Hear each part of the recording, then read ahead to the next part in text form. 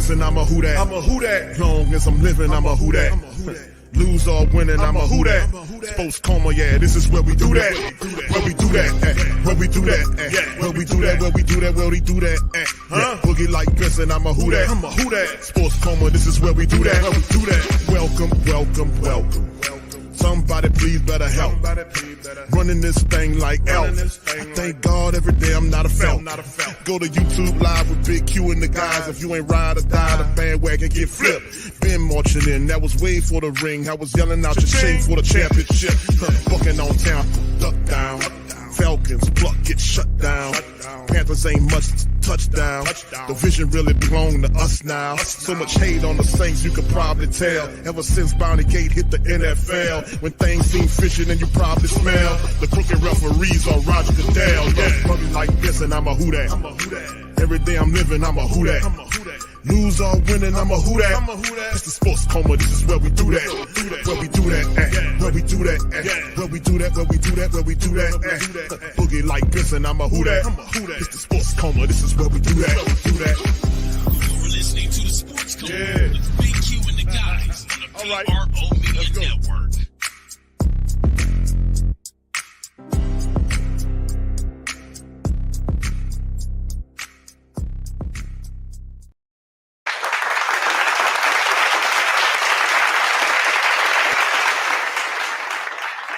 All right, shout out to the fam, man. Welcome, welcome, welcome. You're now rocking with the Sports Coma with Big Q and the guys, where we have intense, entertaining, educating, and enlightening sport talk from your favorite sports fam. What's happening, fam? Good to see y'all in the stream.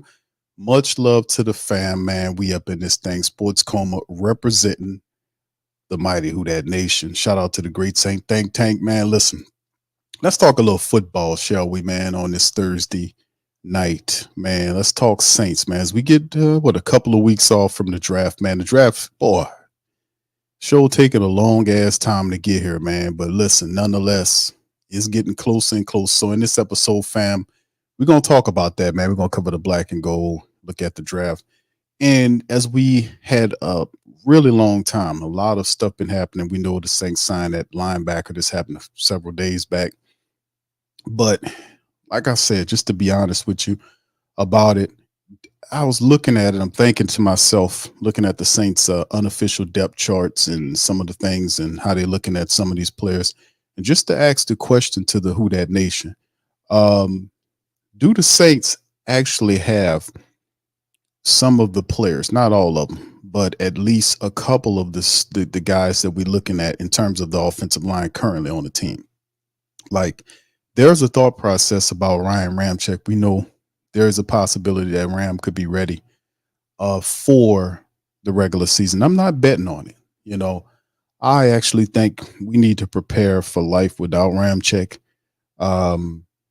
Just to be honest with you, I think the Ryan Ramczyk thing is something that's been happening for some time with us in terms of the injuries. And at some point, you're going to have to kind of have a break from that and move on. Now, that's some of the medicals on him. Dennis Allen talked about that several days back about him progressing a lot slower than he anticipated. And we've been dealing with that for some time. So at some point, the Saints are going to have to look at the future. But are the players for the offensive line, are they currently on the team? I know we looking at the draft, like some of these issues we're going to cover in terms of, or look at, or does the team see that as some of these guys on the draft that's in the draft?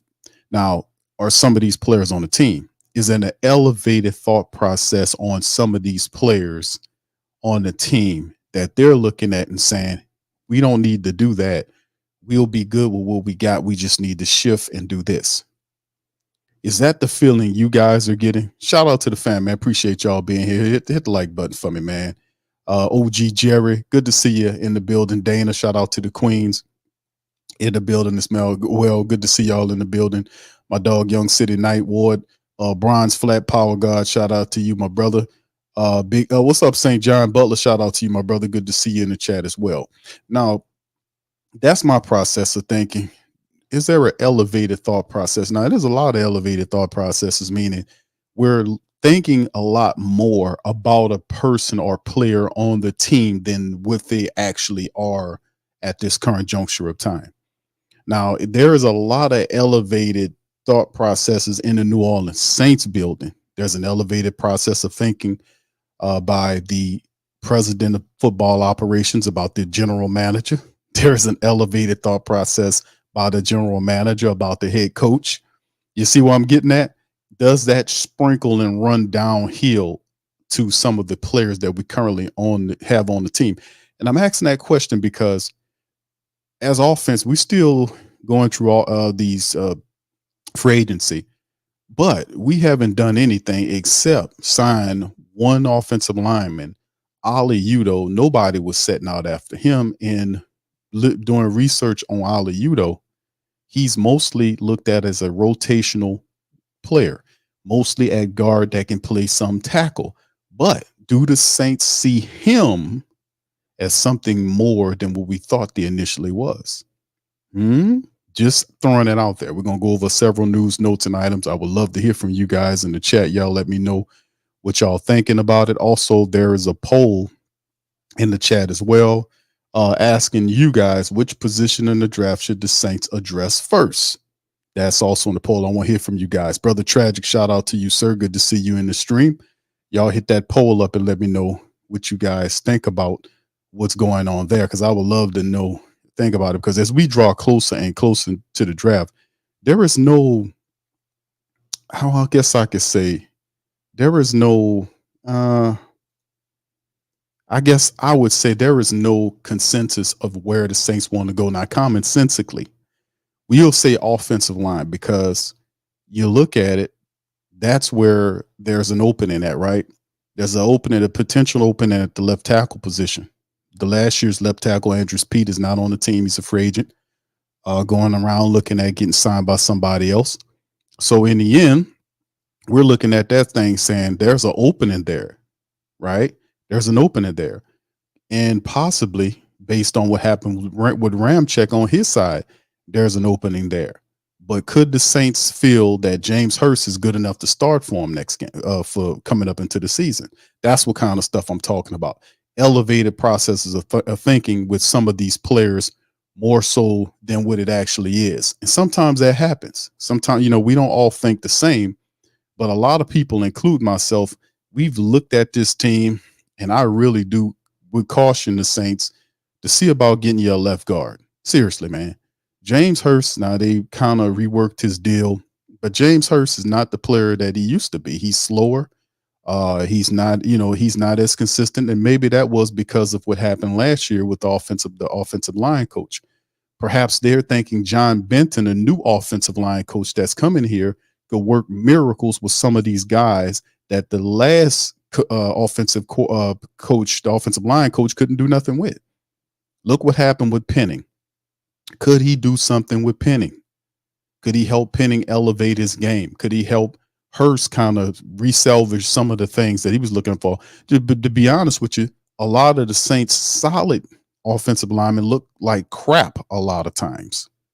So, I mean, we'll see how it all pops and snaps moving forward. But, man, in the end, very interesting. All right. Anyway, let's keep it going, man. Shout out to you, Ro. I see you, Richard. Good to see you in the chat as well. Big ups to you guys. All right. Jerry says, did anybody in the chat get a note? Okay. Yeah, I don't know what's going on with that OG Jerry, man, with the notifications, bro. We've been talking about that for a while, man. Sometimes you got to switch them on and switch them back on, man. It's a system that needs some damn help, to be honest with you. But anyway, let's jump into some of this, because I'm not going to hold you guys.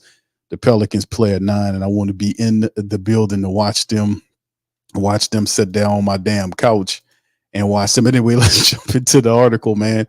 ESPN says, and we'll start off this shout out to the Wire, says ESPN says Saints could address their offensive line after round 1. Now, would that be a surprise that they're saying they could address it after 1?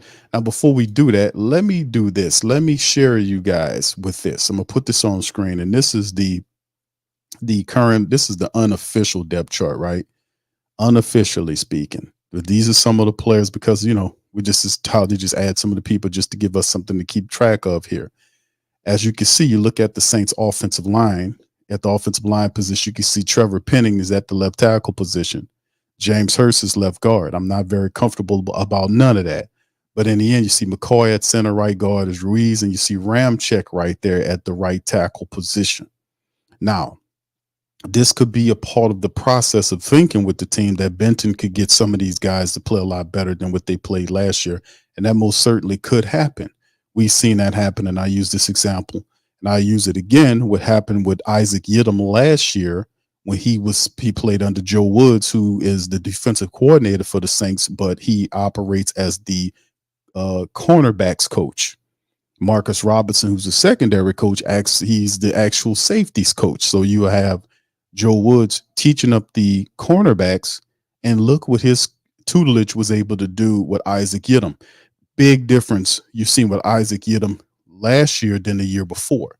He had confidence playing the cornerback position, and you've seen several players take a leap in playing for him. You also seen the maturation of Jordan Howden. I mean, Howden step up and play really good in his initial year here, making Marcus May expendable. So we've seen this before when new coaches come in. They're better coaches because not all coaches are created equal, right? So you'll see one new coach come in and do a lot better job. So maybe and I'm thinking that's a portion of the thinking of what happens here, which could explain why the Saints didn't attack the offensive line position more ferociously in free agency or the early layers of free agency, right? Knowing, because none of this was a surprise, especially about Ryan Ramczyk's knee issue. That was something that has been bugging him over the last couple of years. It has worsened. He did have the minor procedure done, but it's not healing as fast as it needs to heal. And at some point, you're going to have to say, hey, man, we're going to have to move on because, number one, Dennis Allen is pretty much he's at the end of his string. This team must get to the playoffs for him to keep his job. And the Saints, the way they're acting in terms of their economics and their behaviors is they're not doing anything really super splashy. A lot of these deals that have been, not all of them, but a lot of them, a lot of them have been 1-year deals because they're being very mindful of future economics cap wise going forward, and the inevitable step in which the Saints will have to make a decision based on the winning progress of the team this year of what they need to do in the following years. Like, for instance, Dennis Allen doesn't do what he's supposed to do and get the team to the playoffs. Dennis Allen gets fired. The Saints will have to find a new head coach. That's more money. So they will have to pay out for a credible head coach that can turn the team around and put them in the right direction. Now, that also means that some of the staff that the Saints currently have, they might have to hire new people. They might have to bring in other people to fill holes after this year is over. It's a lot of that to kind of forecast and look at. So they're kind of taking a more cautious approach than I've seen in a very long time, because they're banking on to see exactly where the Saints land at the end of this year. If it's, and of course, the idea was to progress into the future by having some of our veterans, our productive veterans, to tutor our younger players. And then there's a smooth transition from an older team into a not so older team, and the winning keeps continuing, as opposed to them just doing the flat line and just building up all over again. They're trying to avoid that. They don't want to do that, So anyway, but anyway, as you can see, like I said, if you look at the offensive line, Trevor Penning, Hurst, McCoy, Ruiz, and Ramczyk are the 5 on the unofficial depth chart. And then as you see right here, just want to make you aware of it. And this is not the only unofficial depth chart. It's I guess it's not too much to really talk about, but the fact that people have Ali Udoh listed at the tackle position behind Trevor Penning. That's something of note just to throw at you guys, because it was interesting for me to see when they signed Ali Udoh, where do they see him as? And they were quick to say that he's a guy that can play the guard and tackle position. But with Penning at left tackle, we did that before, it failed. It also is Ryan Ramczyk's injury situation. That's also something to watch out for. So you got issues at the bookend position to find out, where does Udoh fit? Is he the tackle or left tackle there? the work there. And if Ram doesn't go, does Penn slide to the right tackle position? So we'll see how it all shifts and goes. But let's kind of get into this article. Saints Wire, ESPN says Saints could address their offensive line after round 1. Deep draft. It is a very good deep draft in terms of the offensive line. They're not kidding about that. There are a lot of solid offensive linemen. The black and gold need help at both tackle positions surrounding Penning and Ramczyk. And they're kind of far from settled at the left guard position too. This is true too, because we talk about that. We've talked about that a lot here on the Sports Coma. We made mention and talked about the fact that the Saints really need to focus on the offensive line, because if they want to have an extended amount of success, they're going to have to get the line right. That was a major hiccup for the Saints last year. They couldn't consistently run the ball, especially early on in the year when they had Derek Carr there.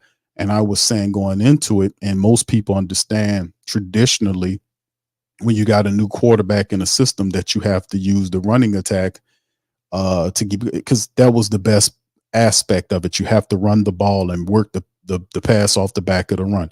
The Saints did that very well toward the back of the season, and then Carr looked good in that version of it because you allow the running game to carry the team and the offense, the passing attack to work off the back of it, being that you had more of a steady running back room than I ain't gonna say in years past, but we had some very good running backs for our team last year, and even though Jamal Williams didn't have that one touchdown at the end of the year, a lot of the time in the line could have improved. But Doug Marrone was here too long. He should have been demoted and fired mid-season because the line was underperforming, and it was obvious. They just didn't have the wherewithal and the clairvoyance to make the moves that needed to be happening. Now with John Benton here, the Saints, like I said, we're unsettled at both tackle positions. And it boggles my mind why we weren't, I ain't gonna say why they weren't more aggressive in free agency to land a veteran of some sort to steady the line, even if it's for 1 year, just to steady the position and then add around it, as opposed to saying or have what appears to be a wait and see approach in terms of that. I wanted to see a veteran there. Now they gave us Ali Udo, but like I said, I don't know where he goes. Where does Ali Udo go in your opinion? Y'all put it in the chat. Let me know. But a lot of unresolved stuff with the Saints line. James Hurst is not what he used to be. Nick Seldaveri is a interesting guard, but he's a question mark. He was banged up last year. Couldn't see much of him at all. Landon Young is up and down. So the Saints have some answers, more questions rather, more questions than answers from the offensive line. Very big problems here that we have to correct. So John Benton, boy, we count a lot on Benton to kind of pull this stuff together. So we shall see. Anyway, getting back to it, feels like certain the Saints will pick an offensive tackle in the first round of the draft. ESPN says New Orleans could continue to address their most important need later on. This is coming from ESPN's Jordan Reed. He says what we're hearing about the Saints draft, it has been really quiet there, really quiet. An NFC area scout said the Saints, but New Orleans should address offensive tackle early. And Alu Fushanu and Toulouse Fuaga are two names that have constantly been linked to the Saints. Also heard Patrick Paul from Houston is good, and several others. So he says we've already discussed Fushanu out of Penn State, Fuaga out of Oregon State at great length, but those are some interesting names to keep in mind for round 2 and 3. So let's dive into each prospect. Now, Olu Fushanu, man, you that I don't think he's going to be there. I'm gonna just be honest with you, because Olu is considered one of the top 3 best offensive linemen in the draft, and it depends on what the teams. The Saints pick 14, so we're gonna get one of these teams. You're gonna see a J.C. Latham. You're gonna definitely see a Toulouse Fuaga might be there. Tyler Guyton, he'll be there. And then, of course, Patrick Paul is a guy that a lot of people believe is more of a second round graded tackle. He's actually pretty decent, but he's not as better as some of these other tackles that I'm talking about. Like when you talk about guys like Joe Alt, you won't see Joe Alt. He'll be gone from Notre Dame. He'll be gone. Fashanu's another guy. A lot of people will be a top 10 guy, they believe. But if he falls there, that could be interesting. But it's also, I got the feeling that I think even if you had a offensive player that fell to the Saints at 14, like a Brock Bowers out of Georgia, the tight end, if he's there, they're going to take him. There's no doubt about that, in my mind, anyway, because you're trying to compile a some help offensively and give your offense some more playmakers to help the quarterback out. And if he falls there, I can't be mad at the Saints if they did draft Bowers, because Bowers is could be something really special for your offense. Definitely a dude that brings all kind of different dynamics there to your offense, and it just he'll be a really excellent player for you. So I can't be mad at him for that. You see what I'm saying? But anyway, Fashanu out of Penn State and Fuaga out of Oregon State, those are some of the guys. But Pat Paul out of left tackle from Houston's another guy they talked about, played 5 years at Houston, started the last 3 seasons at left tackle against some quality competition, has plenty of people in the scouting circles. His pre-draft process is going very well. Strong performances at the Senior Bowl practice, high-end testing numbers at the scouting combine, widely considered to be a second-round pick. And a lot of people believe that because there's certain aspects of his game that is lacking. You know, he's not as fast as you would like. I think he said as athletic as some of the other guys that we talked about.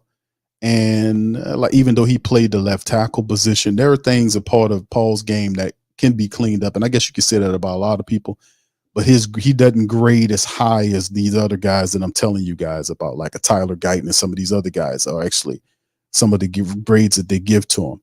Now, Kyron out of Yale is another interesting prospect that, you know, I watched some film on him too. Started at left guard, moving to the left tackle position. He's characterized as a prospect with smarts, size, and movement. You know, he's coming from Yale, so we know he got the smarts. The Yale graduate weighed in at 6'5", 320 pounds, 36-inch arms, went through position drills at pro day. He didn't complete his athletic testing with timing while recovering from the quad muscle surgery of last October. So he's a top 100 lock who could be picked late in the second round by a team that's just waiting for a guy to rehab and get back right. Is that the Saints? We would say no, because we got enough problems. We need guys to be healthy right now to kind of come in and hit the ground running, so to speak. Blake Fisher from Notre Dame, the other guy not named Joe Alt, right? Fisher has anchored the Notre Dame offensive line across from Joe Manning, the right tackle spot. He's been more vulnerable in the pass protection, 8 sacks allowed, 7 penalties over the last couple of years, but on the whole, he's graded out well in pass protection. And as a run block, he's currently projected as a 2nd or 3rd round pick. Yeah, I was looking at him. I was looking at film on him as well. Most people agree that he's more of a 3rd than anything else. Another name to know is Jalen Sundle from North Dakota State. Kind of cheating by looking outside of the score of the ESPN reporting, but in the spirits of prospects worth considering after round 1, you're talking about Sundale, who was linked to the Saints by PFF as a prospect who can make sense on the 3rd day and final day of the draft, having put up an impressive athletic score. He's kind of a player that area scouts and position coach stand on the table for when teams are making their picks in the 6th or 7th round, and blah, blah, blah. Also, another pick here. They're looking at, and I'm familiar with him. I was watching tape on this guy right here, Kingsley, from BYU. Kind of big guy, but kind of stiff. Plays a little too high at times. Guys can dip and get up under him. A lot of people.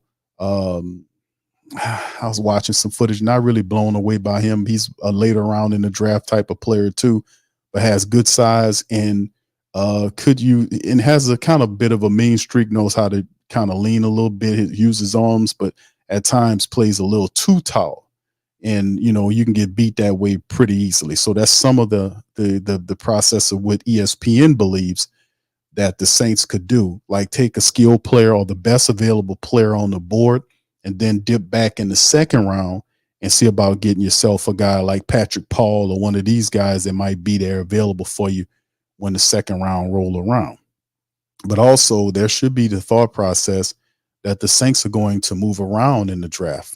You know, that should be the thought process. Well, that the Saints should move around. So you're looking at the Saints 24 draft picks. Of course, we know about number 4 overall pick, the 14 overall, the second round pick, 45 from the Broncos, and then no third, no fourth, and the Saints have 4 5s, 150, 168, 170, 175, 2 6s, 190 and 199, and 1 7th, 239 from the Rams. So you're looking at work being done, right? We're looking at work being done with the picks, and then the second, and then boom, 2 really good rounds of picks, the third and the fourth round, where we can find some people that can really help out. Don't think for a second the Saints is not going to put a couple of picks together for at least to try to move up into the fourth round. You know, they're going to definitely try to jump into, I don't know if they go into the third round without having to surrender capital for next year, which I don't think they want to do, but at least try to package some of those selections that we have and try to at least get up into the fourth round to try to get some picks out of there, you know, try to land some more players inside the top 100 and at least 140 players or something like that. Maybe we can climb a bit, but at least try to get a fourth round pick, because I don't think the Saints need to draft all these guys. Now, you know, they're not going to need to use all of these picks. So I expect the Saints to have at least a couple of trades to try to move back in the fourth, and perhaps toward the back end of the draft to kind of move ahead to try to get another player to kind of help them out. Because in this juncture of time, in the third year under Dennis Allen, the Saints really need to see something offensively speaking, and we'll see how it all ferrets out. But man, in the end, this is what the Saints need to do. They kind of need to get a little active in the draft, because they damn sure hadn't been in free agency. All right, going on to the next one. This is from NOLA.com. Interior offensive line isn't a dire draft need for the Saints, but they could always add some depth. And he says interior line. Well, let's delve into it. All things currently stand, the Saints look to be in solid shape along the offensive interior. Pro Bowl center Eric McCoy and right guard Cesar Ruiz are both in the middle of long-term extensions. Last year, starting left guard James Hurst is back for a final year of his deal. The Saints also signed a veteran with starting experience in Ali Udo and bring in a 2023 fourth rounder Nick Sell-DeVary. There's also not a foregone conclusion that Trevor Penning will stay at tackle, and the Saints could use the lead up to the season to see if he's better suited to playing guard. You know, I'll address that in a second. But as this offseason showed us, the NFL is starting to place more of a premium on the interior of the offensive line. Carolina signed former Raging Cajun standout Robert Hunt to a 5-year, $100 million contract. The Rams signed free agent guard Jonah Jackson to a deal that would pay him $17 million annually. And as the last several Saints seasons have proven, teams can never have too much quality depth along the offensive line. Players get hurt, and squeaky wheel along the front five can be devastating for an NFL offense. Saints are currently armed with 7 day 3 picks. It would not be a surprise to see them use some of that draft capital to add some depth to the offensive interior. So the need is low as far as that's concerned. And we talked about the players on the roster and all this kind of stuff, and then drafted under college scouting director Jeff Ireland round overall pick in year. So interior offensive lineman draft picks over the last several years: Will Clapp, Eric McCoy, Cesar Ruiz, and Nick Sell-DeVary. Average interior offensive lineman drafted under Nick Sell-DeVary is a 6'4", 307-pound guy. Now, the potential fits, a guy like Christian Haynes, 6'3", 317, would be a really solid pickup, to be honest with you. Wouldn't be mad at all if the Saints' first 2 pick were offensive linemen. I wouldn't be mad at you at all for that. I'm not going to even kid you on that, because it'll be more of a future thing as we look to kind of situate and build the offensive line. Because one thing, you know, you're going to need some and listen, the Saints need an attitude adjustment on the offensive line. They don't play with enough meanness. You know, you see what I'm saying? And like we're saying, run your run block, and it takes attitude. It takes a certain spirit of nastiness that you have to play with when you dominate opposing defenses. At times, the Saints didn't play with any kind of focus intensity in terms of being nasty with the offensive line. That temperament wasn't there. That's the one thing that you could say Trevor Penning brought the Saints, if anything, was a nasty disposition that the Saints they just don't play with consistently. They don't play with that nasty edge. Perhaps we can find some guys that can bring or introduce that to the line. And looking at the fact that the Saints' money situation is not as ideal as you would want it to be, where else you're going to find a talent but in a draft, you see. So it wouldn't be a bad thing. So potential fits, Christian Haynes, 6'3", 317, got size, love this guy, love how he played, a lot of college experience. I watched a lot of tape on Christian Haynes, very solid guard, has good feet. He has some issues as well, but more pluses than minuses. The guy is a football player, high IQ, a lot of experience, has good strength, good balance, and he plays really, and I say balance and balances in terms of his athletic ability. It's just a solid player there. So anyway, that's what's good one. Brandon Coleman's another guy, 6'4", 313, big Coleman. Not only has the frame, but the length, checking at the combine, 84-inch wingspan, then added an impressive performance in the drills, finishing the 9.98 relative score. 10 is the highest possible score, so he's smart there. He started games at both tackle and guard, which is good. And he likely still has room to grow as a player, considering he did not start playing football until his junior year of high school. And of course, we just seen this guy, Mr. Boston, from Boston College, Mr. Christian Mahogany, who, if the Saints wanted to add some tenacity to their offensive line, they could do much worse. They can't do much worse than him, who is a mauler. That's definitely what he does. He did miss college football because of a torn ACL in 22, but he returned to the starting lineup for the opener last season and started 12 games at the right guard position. The Saints did bring him in.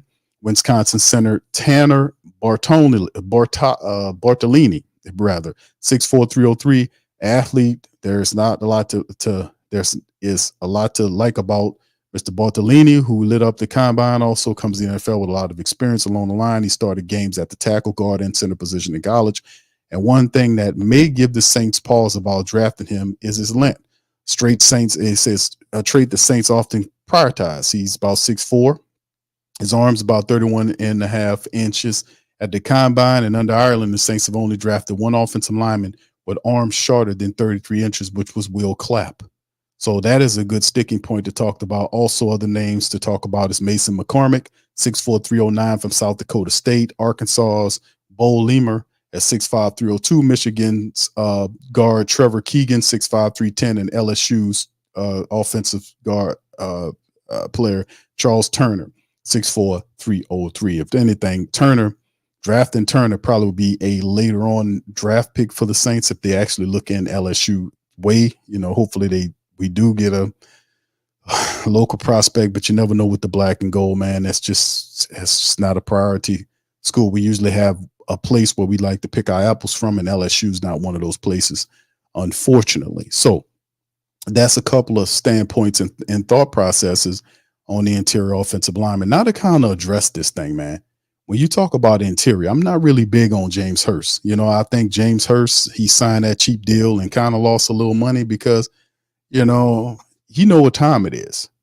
I mean, he's really not what he used to. He's gotten a lot older. He's gotten slower, and that speed was never his game. He's always been solid, but a lot of cracks in James Hurst's armor. And I often found myself last year saying that, if the Saints don't find a better player than James Hurst, you might as well take Carr and put him in the Hurst because, it's just not going to make any sense. But yeah, at some point, you will hope that the New Orleans Saints address that position somewhere, whether it's in the draft or if you bring in a cheap veteran before training camp starts and have them to kind of fight out to provide stability there with James Hurst. I know people are big on Nick Saldiveri. Don't know. I remember what he did in college. He was solid and versatile, but since he's gotten to the NFL, it's a whole new world. Hadn't seen much of him at all, especially last year he was hurt. So question marks there in terms of who can Nick Saldiveri step up and challenge James Hurst, because that's what I'm looking at. Who challenges these guys for these positions? Because, and to my opinion, if some of these younger guys could step up and challenge some of these guys, man, we might have something going on here. And of course, we go to whothatdaily.com, the prospect tracker updated. Shout out to Niles Carpenter, our Saints contributor. And this he had cataloged based on anything he could find, the prospects the Saints had looked at, and this is some of the guys that he found there and broke them down in visits. And he showed, you can see right here, the Saints looking at a multitude of different people. Christian Boyd out of Northern Iowa, Dylan Alube from New Hampshire, the running back, a couple of edge guys, Marshawn Nealon and Chop Robinson from Penn State, they, wide receiver, and Keon Coleman, who's a Louisiana kid, which would be pretty cool too. A lot of people, I don't know what's going on with Keon Coleman, but a lot of people at first, he had a first round grade. I think it was more late than anything, but since then he has slid a bit. And I don't remember his comment. I want to say he was at the combine. I don't think he had a fantastic combine. I mean, I don't know why that might explain why he's slipping a bit. But a lot of people now, at first he was seen as a late first round, and now he's seen more like a second and possibly even into the third round.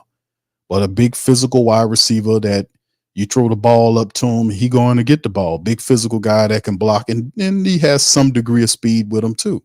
But anyway, you see all the rest of the guys there. Malachi Corley, Marshawn Lloyd, the running back from USC. And then you see the Saints draft prospect meeting workouts with a ton of different people, quarterbacks from Jay Daniels, McCarthy, and you see it all the way down. It's just a long laundry list if y'all want to check it out. For the update, I think y'all can check it out under whothatdaily.com. Now he updates this thing. I think he updates it quite daily. I don't know if he updated it today, but he does his best. Do a pretty good job of keeping the tracker updated. So anyway, so you can see a bunch of names the Saints are looking at in the draft, and you never know how they're going to play this thing. So like I said, when it comes down to it, and of course, here we go with the Saints salary cap update. There's the over the cap is registered. The Saints had still at $8.3 million. Not much is shaking. The Saints ain't really spending a lot of money right now, and we know why, right? All right. So anyway, with that being said, the position, like I said, going back to the point about the offensive line, in my opinion, I think the offensive line should be the more dire need that you have now. Of course, there's other things that the Saints could address, like getting another defensive tackle, adding another wide receiver, possibly in the draft, adding some help in the secondary would be good. Maybe another linebacker there wouldn't be bad either. But positions that you're looking at and saying that are dire positions, they have question marks. The only positions that you could say that about any position on the team is pretty much the offensive, the tackle positions, because Ryan Ramczyk, he's shaky with his injury situation. The question marks surrounding Trevor Penning. Do they really want to go again with Trevor at the left tackle position with a shaky Ramczyk at right tackle? I just think a lot of this stuff needs to be solved, because there is no winning anything unless this offensive line is put together. And I'm not confident in James Hurst. I want to see some of these other guys challenge Hurst for that left guard position. So there's a question there. And the question is, where does Ali Udoh play? Does he play at Hurst's position? Do he slides in if the Saints do draft somebody at the tackle position? Where does the rookie goes? And, like I said, it's interesting to see how it's all going to go. John Benton's a part of it to see if he can get the most out. I know he's there to try to get Penning together, but where does Penning play? Do they try him at left tackle again, or do they move him to right tackle and say, Ram, you got to sit down for a little bit, bro. You're not helping nobody what you're doing. And then you see what I'm saying? A lot of questions around that offensive line, and you need that line to win. And I ain't just talking about the starters. I'm talking about depth position too. With too many question marks, we don't know who Nick Saldiveri is going to do, or Landon Young. Landon Young showed some positive stuff last year, but still not enough. So at some point, the Saints have to bring in some help there, and I'm thinking they'll probably bring out an old guy or two for minicamp, to kind of help out whatever's left over. But in the draft, man, that offensive line, you're not winning nothing if you can't keep Derek Carr upright and you can't run the ball. We've seen that last year happen. And a lot of that helped stop the Saints from winning games that could have propelled them into a playoff situation. We couldn't get the running attack going. We couldn't, keep the quarterback. And then again, the quarterback tends to hold the damn ball too long. At times, he doesn't have a clock in his head. So, it's a lot going on in the city of New Orleans when we talk about what the hell is going on with the New Orleans Saints offense, let me tell you. So the big part of success for the Saints in 2024 will be them fixing the offensive line, finding out who the tackles are going to be, finding out who the left guard is going to be, getting the offensive system of Clint Kubiak installed properly so that the Saints can run the ball effectively and go from there. So a lot of pressure, man, my goodness, a lot of pressure on the Saints offense to do their thing. It's a lot of pressure on the Saints offense this year, man. A lot of pressure on them. And I will see, man. I'm gonna just reserve my commentary and see how that shakes loose. So anyway, let's hit the chat, man, and see what you guys think about what's going on here. Y'all hit that. Also, y'all hit that. Yeah, we got some votes in for the poll that's there. And it's a consensus, man. It's a unanimous runaway in the poll, fam. Which position in the draft should the Saints address first? And the fam ain't playing. They said, man, 78% of the family members said that the offensive tackle position should be the position in which the Saints go. The next biggest sum is 13%. So we go from 78% to 13%, which is defensive end, and then 7% for wide receiver and 2% for the cornerback position. So y'all guys are pretty much, I'm gauging you guys' thoughts and see exactly where your minds are. Are your minds agreeing with me about this whole situation with the offensive line? And, like I said, I'm very leery on three positions of the Saints offensive line. And you cannot win in the NFL unless you get that together. And hopefully the Saints are going to, do that. Now, like I said, there are going to be a lot of good tackles, but you don't want to press that thing. You want to be able to get the best one available with a really good tackle. Listen, if Fashanu, who some have Fashanu, Olu Fashanu listed as the second best offensive tackle in the draft, if he falls to you at 14, that would be unreal if that happens. If he falls to you there, then that's bam. But you also have several really other talented guys there, like Fuaga. Fuaga. I like JC Latham from Alabama a little bit better than I like Fuaga. But Fushanu, man, if he falls to you, man, you got to take that guy, man. But then again, I would not be upset if Bowers falls to you at 14, right? And I don't think he makes it past the Jets. But if he falls to you at 14, then bam. That's just, that guy's like just a weapon that you have to draw out the board a little bit when that happens. I would just be honest with you. If Bowers falls to you, I'd be like, well, listen, we just got to move around a little bit to get that position taken care of. So anyway, any questions, y'all throw them in the chat, fam. I'm gonna go about another 30 minutes or so, and then we get the hell out of here, man. But y'all throw any questions that y'all have, please feel free to throw them in the chat. We up in this thing. All right, shout out to the fam, man. What's up, my brother Low? How you doing, sir? My dog Low in the thing, man. Much love, brother Low. Good to see you. All right, brother Mark says, Clint, he says, if the Saints are going to make some noise, we need to beef up the O-line just in case the new offensive coordinator can make a difference with the Cards. All right, thank you, bro. And indeed, Jack says, if the top 2 to 3 offensive tackles and Brock, then I would trade back a few spots and pick up more draft capital. All right. A lot of people's talking about them stockpiling picks for the future. Well, guess what, fam? There is no future. Ain't no future. There ain't no damn future if you're Dennis Allen. Let's just keep it $1.15.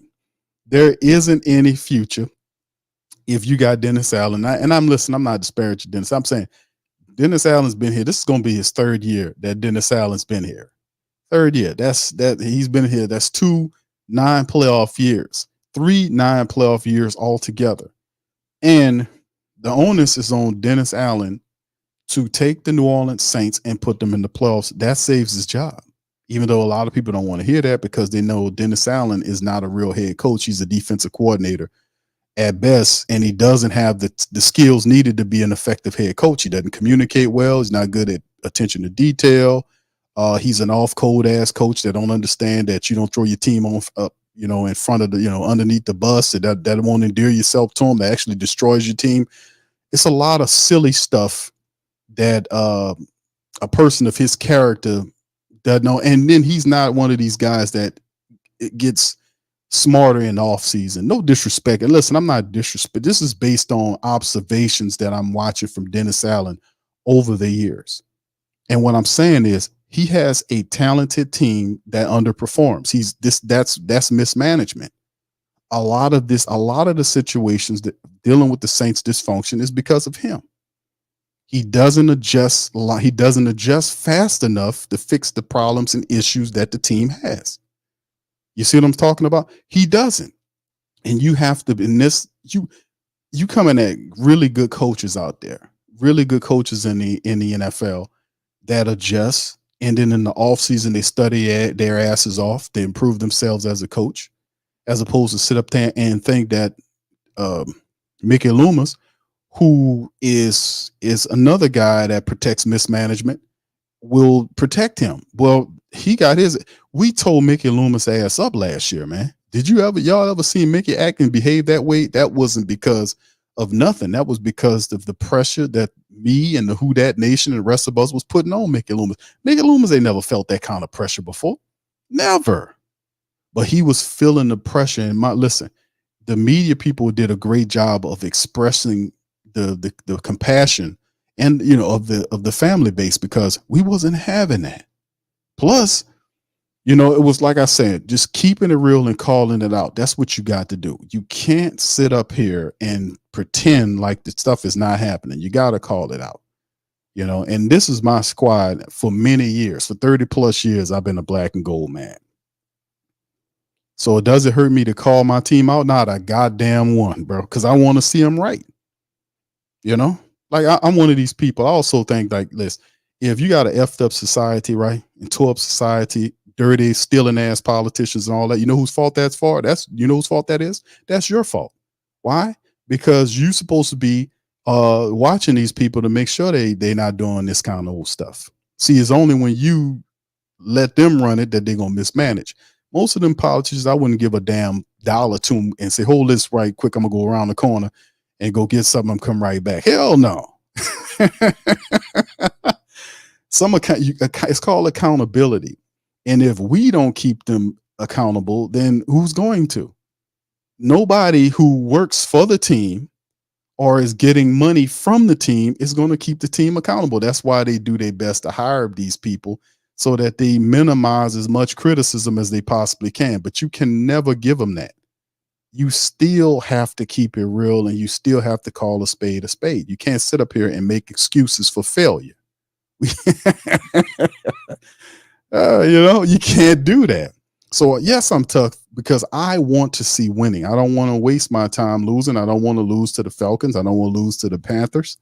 I don't want to lose to none of these teams. I know we ain't going to win every game, but at least the majority of the time we in there fighting our asses off trying to get the win. And if we lose, it's because the other team wanted it a little bit better, but we gave it all we got that year. It just didn't work out. You see what I'm saying? We can live with that. Seriously, we can live with that. I can't live with a dumb coach, and I'm not calling him that, but I'm just saying in general, I can't live with a dumb coach who's off code, who throws his team under the bus, and then you got a dumbass general manager that come out and protect it. I can't live with that. I don't care if you don't like it or not. I don't care if you like it or not. And most of the time, most of the people, they ain't gonna like it because it's the truth. You won't hear all these pretty platitudes about this, that, and the third. No, face the reality, man. That's how we gonna make this stuff right. Most of the times, they need your pressure to turn it around, and this happens all the time, man. We see a lot of this stuff in these political parties when they try to tell you what they want you to do, as opposed to listen to what you want them to do. Hell no, you gonna do what we said. We gonna get you up out of it. That's the bottom line. That should be the mentality. And I'm proud of the people because it's coming around that we see that in sports too. We see that in sports. People are starting to take that approach. So yeah, we ain't doing that, man. We ain't playing that BS, man. And I'm going to continue to be hardcore on these people until they get this stuff right. And of course, like I say, when they say little stuff like, well, it's because of C-19 why we got to play it really close to the We got to be economically sound over the next 2 years because of what happened back in 2020, and we in 2024. Don't you believe it? He ain't gonna actually tell on himself and say, hey, yeah, I mismanaged the hell out the cap. I paid for players I couldn't possibly afford. You know, I should have said no, and we should have did something else. No, I paid for players I couldn't afford, and I mortgaged the future of the team for the present, and we didn't win. So now I'm gonna blame it on C19. And I'm gonna sit up here and tell your ass, no, you're not gonna do that. You're gonna tell the truth and shame the devil. That's what the hell you're gonna do. You're gonna tell the damn truth. It wasn't C19 why the Saints cap shit is messed up. It's because of paying for players that you couldn't afford for people who didn't know what the hell they was doing. Doing this type of this non-vision crap while saying we got a plan and you didn't have a plan. That's keeping it real, because that's the truth. Don't sound as luxurious and as beautiful as you would like it to hear, but that's what the hell happened. But the matter is, most general managers behave like politicians. So you gotta pull that veil away, and you gotta tell the truth. And they don't like for you to do that, to expose them as liars. If you don't like to be exposed as a liar, start telling the damn truth. Tuck says it's not the first time we've gone O-line in back-to-back years. Jack says, thank you there. Jack says O-line is trash, but doesn't help that Carr is a magnet for pressure. The thing that Carr draw is, listen, Derek Carr, let me tell you something, bro. I seen the little guy put he was on Instagram. Y'all put one in the chat if y'all seen the guy threw the little comment up on him, and he kind of said, thank you, but we ain't doing that today, and all this kind of stuff. Y'all see that? Put one in the chat if y'all seen a little Instagram post where the guy got on there and kind of threw some shade at Derek Carr. Let me tell you people something, man. Let me tell the Derek Carrs of the world something, man. Listen, let me tell you something, brother. It's about accountability. If you don't come in here and show, and people know what accountability looks like, man. I don't know what happened with you with the Raiders. And when you took $150 million from the New Orleans Saints organization, listen, player, it's not going to, if you don't come in here and do your absolute best, and I'm not saying you have to be perfect, but you got to show an effort. Not only on the field, you cool off field. I don't have no problem with your stuff off the field, but on the field, and when you're in front of the press, you have to take responsibility when things don't go right with that offense. And you got to do it all the time, even if it ain't your fault. That's how a leader commands and take possession of his offense. We can't be having you and the dumbass coach pointing at a wide receiver and telling them, well, he ran the wrong route or whatever this case was, and that wasn't even the case. So, I mean, no, these people, hopefully Clint Kubiak will push Derek Carr just like Gruden did, because that's what he needs. He's not, and listen, there are not too many people that's like a Drew Brees. He said he went and talked to Drew Brees and he got a bunch of information from Drew Brees. I hope Drew Brees turned around and told him, say, bro, listen, learn what one Mississippi is. 1 Mississippi, 2 Mississippi, 3 Mississippi, 4 Mississippi, get rid of the ball. Develop a clock in your head. You don't have time to stand back there all day and hold on the ball while staring down one side of the field. That part of the game has to change, Derek Carr. And listen, bro, that's not hate. If you don't believe what I'm saying, go back and look at all of your film. The majority of your film have you staring down one side of the field, and then you check it down. You're very easy to prepare for, and you do a disservice to your offense and your players when you don't follow football fundamental as a quarterback. And the fundamental is you're supposed to go through your progressions when you back there, bro. Unless it's designed for you to go to the check down right away to set up a screen or something like that. Even in some of those plays, you're supposed to pump to the right side if you're going left for the screen to freeze them. So at some point, we got to take possession of that. And I know that the coaches, the last bunch of coaches wasn't telling you that, because we kept seeing it over and over again on film. We studied the same film you got. The NFL has the same film that you study, and we see the same stuff. We see all the angles when we put the all 22s on. We see it all. So that has to change, bro. Seriously. And that's the two biggest things to talk about before I even talk about Carr's accuracy. You know, that's the two biggest things, because really he should have had like 4,400 yards passing this year, but a lot of that was limited. And like I said, it's not all on Derek Carr. It was the fact that he was very shaky behind that offensive line too. He did not trust that offensive line, and rightfully so, because the offensive line was hit and miss. They didn't play with no true intensity, and many times it didn't open up lanes for the running backs to run. You know, they were really shaky. They were up and down. We watched the tape. Like I talked about, even people like Eric, they talk about Eric McCoy. To me, McCoy's last year wasn't all of that. To me, if you watch McCoy's tape from last year, McCoy, y'all know how I got this joke about Eric McCoy became a gardener. He became a landscaper last year because he spent most of his time in the grass. We always seen McCoy ass on the grass. I'm like, boy, when did the Saints hire an expensive center / landscaper? This guy is always on the ground studying the turf. What's going on? McCoy's become a turfologist. He's always on the turf studying the turf, you know, and then Cesar Ruiz would be pulling on something and missing blocks. And see, when you see that happening, an offensive line played so topsy-turvy, a lot of that is because of confusion, because they're not getting proper instruction from the offensive line coach, which we happy he's fired.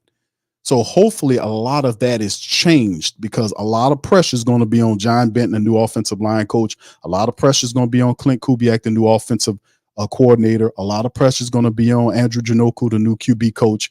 A lot of these guys are going to be on a lot of pressure because their units will have to step up and play and carry the team for this upcoming season for them to have success. Because the Saints, Dennis Allen did a pretty decent job of adding players to his defense. He added Chase Young on that side, and despite the neck surgery, they're saying he should be ready for the season, for training camp or whatever. Despite that, they did a decent job of re-putting talent to the defense.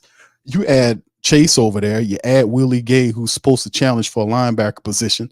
You bring back Jonathan Abrams and Hugo Amadi. You bring them back. Marshawn Lattimore is stuff starting. We starting to see stuff about Laddie Daddy might actually stay. It might, they might keep him depending on what it looks like. We gonna just hold on to that right now.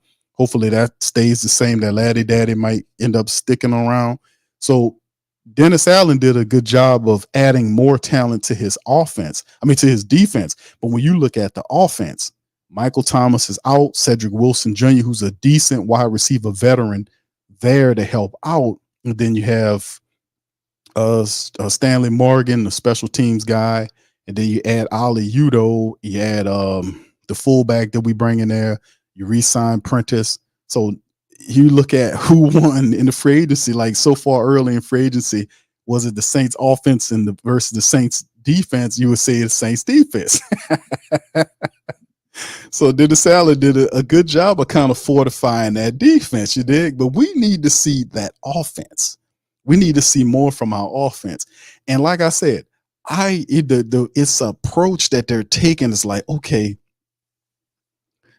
the posture is like, we're going to do something in this draft.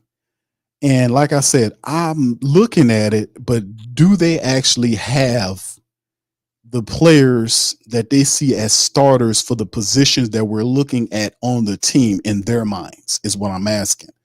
Because you looking at how they're moving from an energy standpoint, and you're thinking up to this point, if it was a need, usually your needs, you behave a certain way.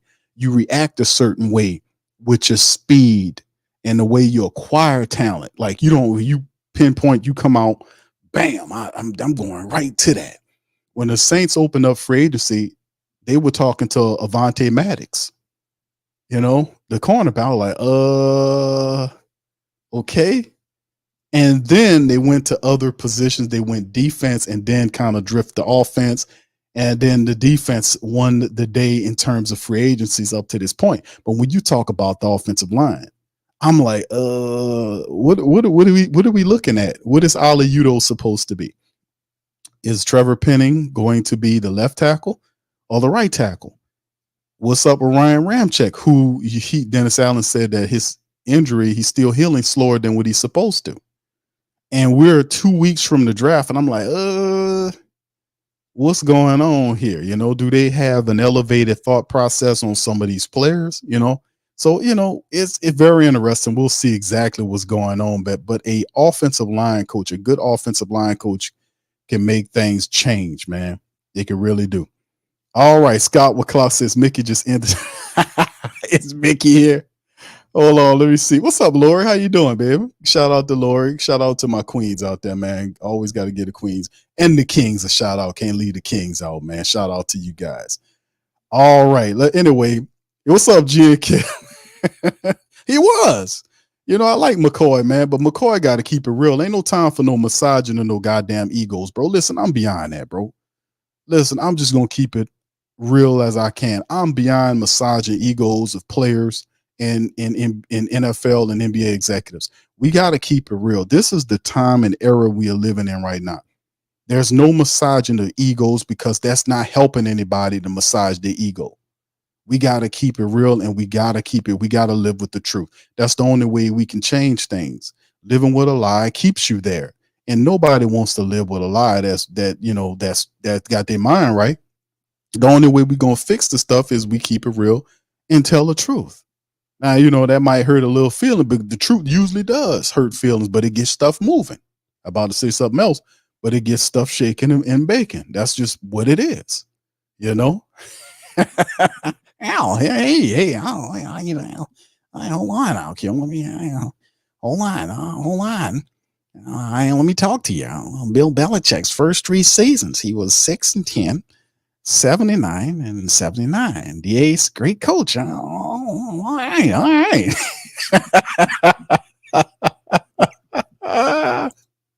You know what, Mickey, man, you really said that, bro. Mickey got up there. Bro, you cannot make this up with the New Orleans Saints this past year. You talk about they pulled it out the backside, man. I'm telling you, everything they can do to justify mediocrity. Now listen, they tell you his first several seasons was this, that, and the third. But if you go back and look at Bill Belichick's teams, and you'll see why they were 6-10, 79. Yeah, it's a total different scenario. It's a different situation. That's why I say when you draw from the past, you got to make sure they're fair comparisons, because far too often I find the Saints using unfair and unequal comparisons from the past.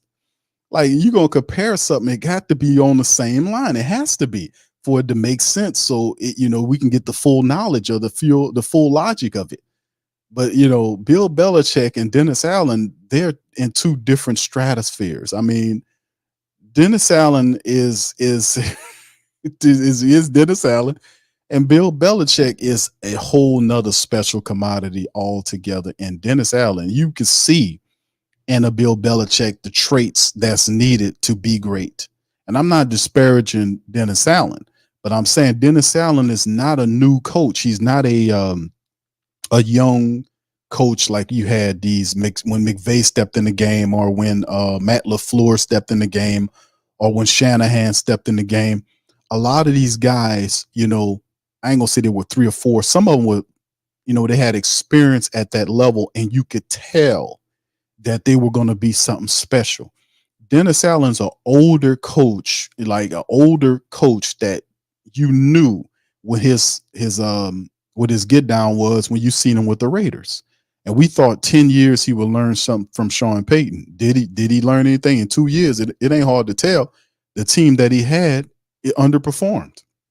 I don't care about the first year he was 79, and then the next year he was 9-8 or whatnot. His team's underperformed. He wasn't given a bottom feeding team. This team was a contending team that just needed 1 or 2 pieces to get to the next level. And that's the team Peyton left them. Peyton left them a one-off playoff team. They just needed 1 win to get there. Went backwards in his first year.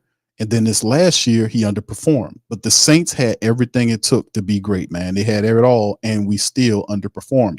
And last year was a year when we really could have took the step, because of all of the softness of the schedule and the youngness of the NFC South, all that kind of stuff. It just went in the opposite direction. And now they're tooling up. The NFC South is totally different.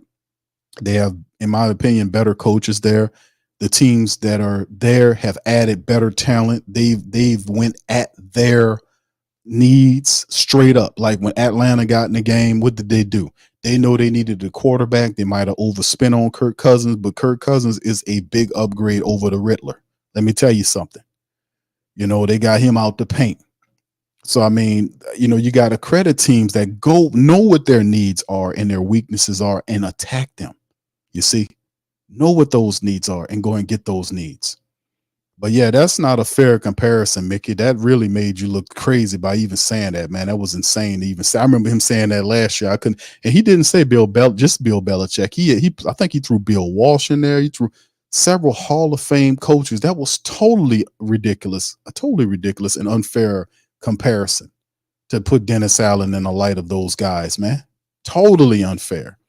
Kevin says the neck surgery is concerning. That would be a quick turnaround from having neck surgery and back in 4 months with physical contact. And that's the luster that was taken off of the Chase Young signing, because people's like, yeah, the Saints protected themselves with the money, but that wasn't the point with me. The hell with the money. The Saints waste money all the time. So that's not the point. The point is, I'm more concerned about Chase Young, the player, his health. Because when you talk about neck surgery, that ties into the back. That's a total whole nother thing. We did a whole stream about that. When they said neck, I started bringing up journals on the stream.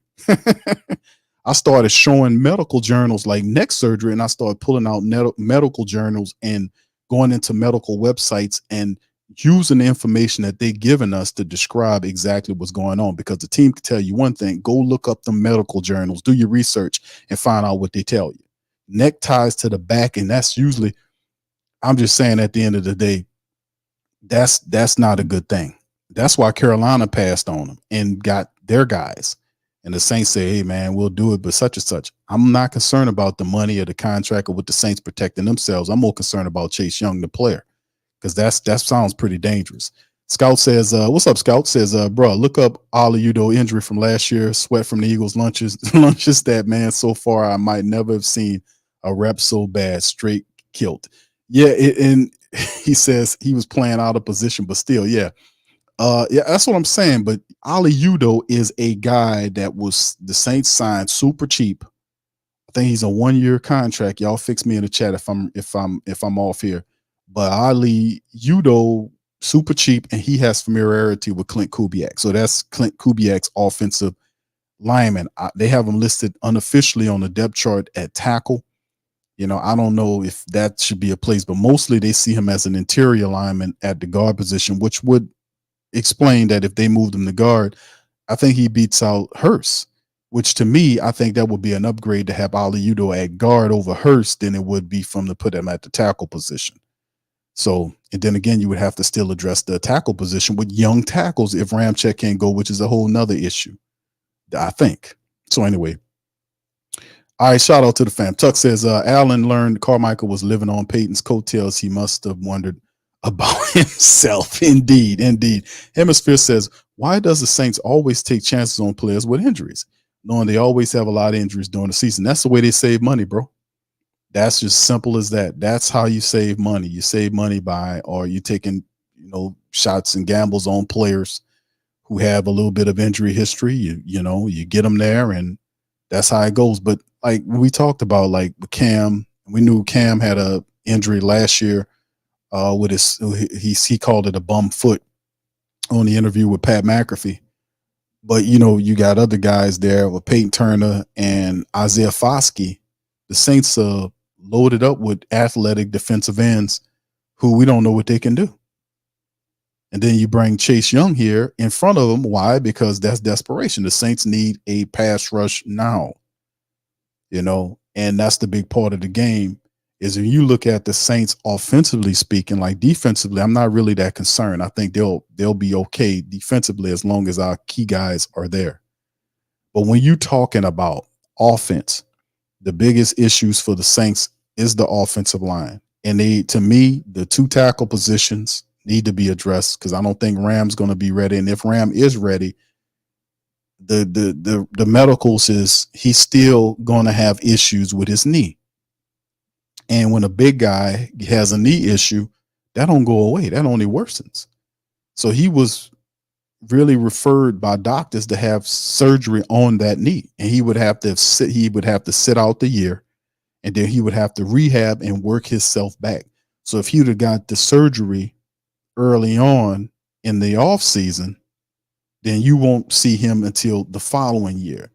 But the thing is, he had a minor surgery on it, which is not what's called for him to keep playing on it, which is a recipe for disaster. So if anything, the Saints need to find some help, as insurance policy. And obviously at this point of the season, I don't know if you will find a veteran tackle at this point of the season to come in the off season and act as a starter for you in games if Ramczyk can't go. And consensus is pretty much saying that Rams having those issues. And truth be told, and I'm going to say it again, because I keep saying this, and I told him before this even got going about Penning, I said Penning shouldn't be the left tackle, it should be Ramczyk. And they're protecting Ram. Let me say this again, family. Ramczyk is one of your highest paid tackles. I think he's the highest paid tackle you have. At one time, he was the highest paid offensive lineman on his team. I don't know if he still is, but he was supposed to be moved over to the left tackle position when Teron Armstead left. He was supposed to take that left tackle position. Instead, the Saints tried to protect Ramczyk. Excuse me. They tried to protect Ramczyk by keeping Ramczyk at the right tackle position. Now, at the time, we knew Ram had some issues, but we did not know how bad that knee was until this year, really late last year, and then into this year is when you really seen it really explode. Like you start seeing rest on the injury list. Every 2 or 3 days out of the week, they're giving him rest days on that knee. And I'm like, what's going on here? We didn't realize how bad that knee was. That's why they never moved him from the right tackle to the left tackle position, because he would have got exposed. So you would rather put the left tackle with no experience there. I mean, Penning at left tackle with no experience there, as opposed to put Ramczyk over there. Ramczyk should have been left tackle. He should have been over there. And if Ramczyk can't play or can't be moved and they're trying to protect him, he don't need to be on this team, because he needs to go and have that surgery and go sit his ass down somewhere, because that's not going to help you as you get older in life to be playing on that bum ass knee like that. That is a bad look. That's not good for you to do that. Your health is a lot more important than playing a game. Go get the surgery and sit down somewhere. I think the Saints still have Ram.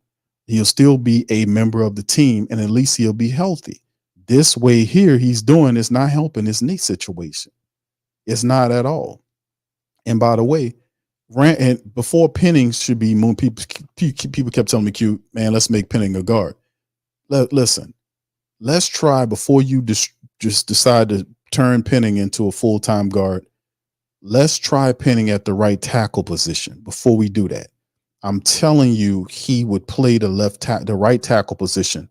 He would play it well. Left tackle is that is a special position for special people that's used to that type of position. Then they got a couple of guys in the draft that that can come in there and be a solid left tackle for you, but that's for a certain type of player who have a certain type of skills and a certain type of mentality to play that blind side tackle position. Let me tell you something. That's for a special type of player. And I'm not disrespecting Ram, but Penning, but Penning wasn't that guy. And I've been saying that. Put one in the chat if y'all remember me saying that stream after stream that guy shouldn't be over there. And then what happened? He get buried in the depth chart of the team, and practice squad players coming on playing before he plays. Cam Irvin and all these guys off the practice squad. And I was like, it's a bad bet, man. It's bad, very bad. So the offensive line is a problem for the Saints big time. So there's the philosophy to draft young guys and plug them in there. Well, I mean, the truth be told is that everybody in the entire offense will have to learn a whole new system. So everybody will be learning it together. So there's going to be some stuff going on, some confusion, because it's a whole new system about to be installed, offensively speaking. that they're not used to running. So everybody's going to be in this kind of confused about things. So that's also something that we have to remember as well. All right. All right. Thank you, Scout. All right. Tuck says, I'm guessing the Saints will get calls to move back in the first round. Probably so. They get it, you know those calls happen. Kev says, just come to agreement with Dennis Allen and Greg. Nah, all those players, all those coaches was out. We had a whole bunch of really good coaches that were out there. You had the Harbaughs out there. You had the Belichick's out. You had some really good older experienced coaches, and you had a lot of really good talented young up and coming coaches and middle of the pack style coaches that just were looking for the right environment to get into to kind of start all over again. And we've seen that happen throughout the coaches signing period this year. So when Mickey Loomis kept Dennis Allen, it didn't surprise me at all because that Mickey Loomis is operating off of ego. He's operating off of ego. You think he really is putting winning as a top priority for the New Orleans Saints organization for real? With Dennis Allen up here doing this kind of stuff and he's not checking them. The guy doesn't come out of his office to go in. It's a laugh and a half, man. They go a long way around to try to prove that they're right. All right. So anyway, St. John, how you doing, sir? Said, would you bring back Pete? Man, bro, at this juncture of time, that might be the move. That might be that might actually be the next step the Saints do because Pete didn't catch on with anybody. I know he went and talked to the Titans, but that might be the move the Saints do. I would not be surprised if the Saints say, yeah, well, let's just bring Andrews Pete back for one more year. I would not be surprised, bro. Because what else can you do? What other options do the Saints have at this point outside of going to the draft or attempt to trade for somebody, which we know they're not going to try to trade for anybody because they're going to talk about the cap situation. So if Andrews Pete can't find a deal, I wouldn't be surprised if the Saints and Andrews Pete don't come together for at least a 1 year deal. Wouldn't be surprised about that at all, bro. Wouldn't be surprised. Scout says coming into this year, Ram was the biggest cap hit. Okay, we restructured him now. He may retire. Pretty ugly situation, but the Saints knew that, my friend. The Saints knew that. That wasn't a surprise. Like when remember, Ram been dealing with this since he took that contract. When he got his new contract, him and Laddie Daddy got their contracts at the same time. He caught that injury in the first year of signing that new contract because the first 4 years he was a wildebeest. Ramczyk was phenomenal. He was excellent. And then he got hurt in that first year of signing that new contract. And ever since then, he is just not been the same. So the Saints had to do something with it eventually, and it happens. But the team has been dealing, it's not a new situation. The Saints have been dealing with this for years. And they should have made the proper adjustments for Ramczyk, being that they know what it's hitting for. They got the medicals on Ramczyk. See, the thing about it, we don't have the medicals. They have all of the paperwork. They have all of the medicals. They know exactly what he's dealing with. They know how long it would heal. They have everything. You see, this ain't a guessing game with the Saints medical staff.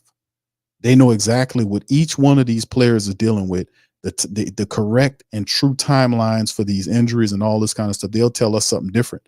But in the end, they have all of the medicals on these players. They know exactly what's going on. And they should have done something more credible and concrete in terms of signing somebody or drafting somebody underneath Ramczyk. They know what time it is. How you doing, Malcolm? Shout out to you, brother. He says, I'm late. That's all right, brother. That's what the rewind button's out. Oh, yeah, bro. I don't know what's going on, man. Well, bro, right now I'm on the North Show, man, and man, they had a terrible shout out to my Slidell people and the rest of the family members of the North Shore that dealt with those terrible tornadoes, man, yesterday. And since then, man, been having a lot of issues internet wise going on, man. But yeah, rain, some real fierce storms swept through the New Orleans area, especially the North Shore area, and tore up some stuff. Slidell got tornadoes that dropped on top of them and all that kind of stuff. People was out of power was out. So shout out to Slidell, Louisiana, man. They was dealing with some stuff, man. They dealing with a lot over there. All right. So anyway, Tuck says, as a first round opinion, we'll be given a long runway, but this is a pivotal year indeed. Yeah, a lot of people saying Q he a bust. I'm like, Could have just been his offensive line coach was a bust. Could have been that they put him at the wrong position. All of those were correct, fam, by the way. The left tackle is not Penning's position. I was saying that. Moron, more like it. Doug Moron would be his name. He was an awful offensive line coach for the Saints last year. Totally stink. You know, he was totally terrible. And that didn't work out. So with a new offensive line coach coming in, it should change things a bit, right? Should. Scout says, yeah, you're right, bro. Yeah, Mekhi Becton might be a left tackle option free agency, 25-year-old former top 15 pick, high risk, but he got the pedigree. It's all about them guys that know. Like you talk about guys like Fashanu, or you talk about some of these other guys, like let's say, for instance, a character like J.C. Latham from Alabama, who's going to be in a draft. He played mostly right tackle. But when you look at J.C. Latham, you can say that this dude has, like, he played in a pro style system. If you know about his game, that a player like that has the propensity. He's athletic, he's intelligent, he knows and has the type of mentality that could switch you could switch him to a left tackle position, which is an adjustment, right? And then there got guys there that played that left tackle position, which is a very important position, protecting the quarterback's blind side, especially if you got one that likes to hold on to the ball a little longer than what he's supposed to. All right, Malcolm says they're going to get Bowers for our first round pick and get average offensive rookie in the second round. I would not be mad at I said this early in the stream, would not be upset at a Bowers drafting. I don't think we get Bowers. I think he goes before we pick him. I don't think he gets past the Jets. I'm gonna just be honest with you.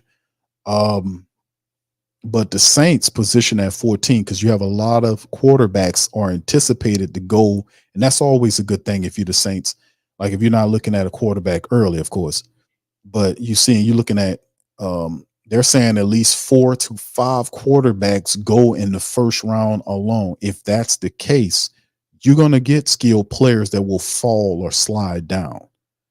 You know, but I don't anticipate Joe Alt falling outside the top 10. I don't anticipate Brock Bowers maybe falling to 11. I think, depending on what the Jets are going to do, I think he might be an option for the Jets. I really do think the Jets are going to get that kid. But if Bowers, who's the tight end from Georgia, falls to you at 14, man, you got to pull the trigger on that, man. You know, like Q, they got Juwan Johnson, bro. Listen, Taysom Hill's on a 1-year deal. Foster Monroe is Foster Monroe. Juwan Johnson, I think he got what? 1 more year left on his contract, or maybe, but still in all, Bowers is not just a tight end. You can move him all over the field. You can use him in different ways. The dude is a weapon. He's a force for your offense. He's a centerpiece of what could be, you can imagine a Chris Olave, Rashid Shaheed, and a Bowers, and then who else? It's just a whole nother thing. It's a whole nother thing. You get that kid. So yeah, I would not be upset about that. And then you do have good tackles in the second round that you can pick up. So that's not bad. All right, Jack says someone will jump in front of us to take Bowers because we already let the cat out of it. Yeah, that's what. Yeah, I agree about that. I don't think that happens for the Saints. If you're the New Orleans Saints, I don't think that happens. I don't think Bowers would be available at 14 for you. All right. So anyway, with that being said, fam, listen, man, I appreciate all y'all for being in this thing. I'm gonna get ready to bounce up out of here. About to go watch my Pels play, man. All right. Scout says, I hope Bowers goes to the Jets, but he worries me because he don't catch in the immediate or deep, doesn't really block. He does a decent job of blocking, bro. Didn't measure. Yeah, I seen that. Couldn't see him doing well in Miami where yes, right. Yeah, indeed. Yeah, bro. You make some good points there, man. I think that a very wise offensive coordinator with some imagination could use this kid all kind of ways. Like, you can move him around. The right dude could put him, because he's a special commodity, man. And if you can get him, because he's not a traditional tight end, you know what I'm saying? He's I ain't gonna say he's a prototype type of, but he's very versatile on how you can use him. Really, like, and if you got the right imagination, you can really create all kind of weapons with the Saints, have all kind of stuff going on. I just think he'll be a good mix for us if we can get him, but I don't think we can get him. All right. So anyway, with that being said, thank you, St. John. Much love, brother. All right. So like I said, we're gonna get ready to get out of here. Listen, man, Y'all hit the like button for me. Y'all hit the subscribe button. Feel free to share the show on your social media feed. I'm going to pop up here. I'm going to try to pop up here. I don't know about tomorrow because we got the Pelican post-game report, but definitely on Saturday. I'll pop up here Saturday early on and talk to the family again, and we'll talk some more Saints stuff out there, and maybe even open up the phone lines on Saturday. How about that? We'll even open up the phone lines for Saturday. Let's do that. All right, so anyway, with that being said, fam, I'm going to get ready to get out on that. Yeah, I ain't do a phone show in a while, man. I love to hear from you guys and see what you guys think about the team. We're going to get on out here. Much love to you guys. I'm going to holler at you on the flip side. I said go Pels. Yeah, go Pels. Go Pels. All right, peace later. Yeah. Boogie like Benson, I'm a who that. I'm a who that. Long as I'm living, I'm a who that. Lose or winning, I'm a who that. Sports Coma, yeah, this is where we do that. Where we do that, where we do that, where we do that, where we do that, where we do that, Boogie like Benson, I'm a who that. I'm a who that. Sports Coma, this is where we do that. Where we do that. Welcome, welcome, welcome. Somebody please better help. Running this thing like elf. I thank God every day I'm not a felt. Go to YouTube live with Big Q and the guys. If you ain't ride or die, the bandwagon get flipped. Been marching in, that was way for the ring. I was yelling out your shade for the championship. Bucking on town, duck down. Falcons, pluck, get shut down. Panthers ain't much touchdown. The vision really belong to us now. So much hate on the Saints, you could probably tell. Ever since Bounty Gate hit the NFL, when things seem fishy, then you probably smell the crooked referees or Roger Goodell. Yeah, probably like this, and I'm a who that. Every day I'm living, I'm a who that. Lose or winning, I'm a who that. It's the Sports Coma, this is where we do that. Where we do that, where we do that, where we do that, where we do that, where we do that. Boogie like this, and I'm a who that. It's the Sports Coma, this is where we do that. You're listening to the Sports Coma with Big Q and the guys on the PRO Media Network.